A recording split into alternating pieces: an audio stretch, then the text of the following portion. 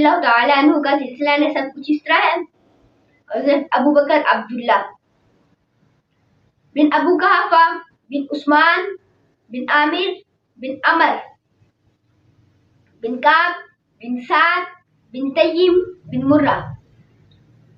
جبکہ نبی پاک صلی اللہ علیہ وآلہ وسلم کا سلسلہ نسب کچھ اس طرح ہے.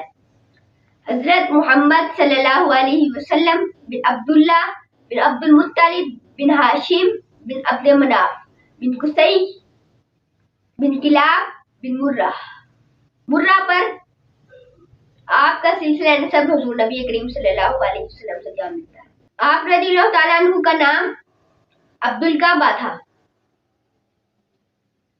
اسلام لانے کے بعد حضرت محمد صلی اللہ علیہ وآلہ وسلم نے آپ کا نام تبدیل کر کے عبداللہ رکھ دیا. اور پھر بعد میں آپ کو جوان اونٹ پالنے کا شوق تھا، اس سے آپ کو کنیت ملی ابو بکر، جوان اونٹوں والے. اس کے بعد آپ ابو بکر کے نام سے مشہور ہوئے اور بعد میں آپ کو نبی پاک صلی اللہ علیہ وآلہ وسلم کی طرف سے صدیق، عتیق کے خطابات ملتے رہے. مجمع صاحب میں آپ سے کسی نے پوچھا کہ کیا آپ نے کبھی شراب نوش کی ہے؟ تو آپ نے فرمایا کہ خدا کی قسم میں نے اسلام لانے سے پہلے بھی اپنی عزت اور آبرو کی حفاظت کرتا تھا. شراب پینے والا اپنی عزت اور آبرو کھو دیتا ہے. تو نبی پاک صلی اللہ علیہ وآلہ وسلم نے سنا تو فرمایا صدق ابو بکر، صدق ابو بکر، ابو بکر نے سچ کہا، ابو بکر نے سچ کہا.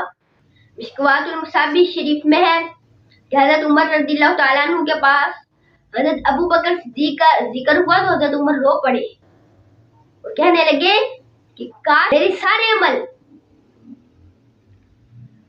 ابو بکر رضی اللہ تعالیٰ عنہ کے ایک عمل کے برابر ہو جائے، ایک رات کے برابر ہو جائے، ایک دن کے برابر ہو جائے. اور وہ ایک رات کون سی؟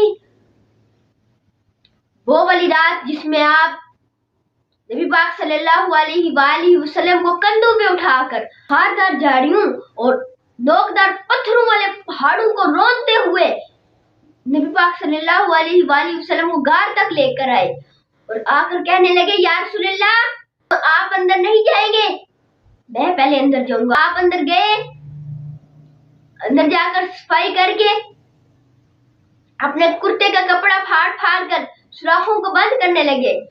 آخر میں 2 سوراخ رہ گئے.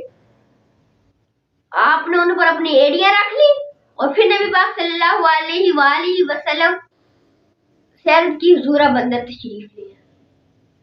نبی پاک صلی اللہ علیہ وسلم اندر تشریف لے کر آئے، آپ کی گود میں سر رکھ کر سو رہے ہیں. حضرت ابو بکر صدیق کی آنکھوں سے آنسو نکل رہے ہیں. اور آنسو کیوں نکل رہے ہیں؟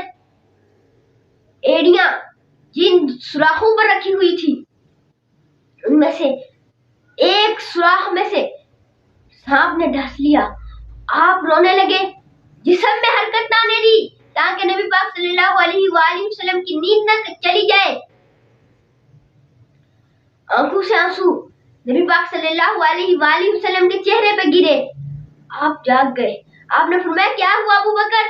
میں یا رسول اللہ میرے ماں باپ آپ پر قربان، مجھے سانپ نے ڈس لیا ہے.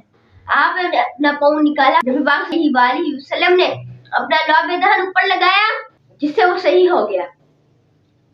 اور بعد میں وہی زہر عود کر گیا جو آپ کی وفات کا سبب بنا.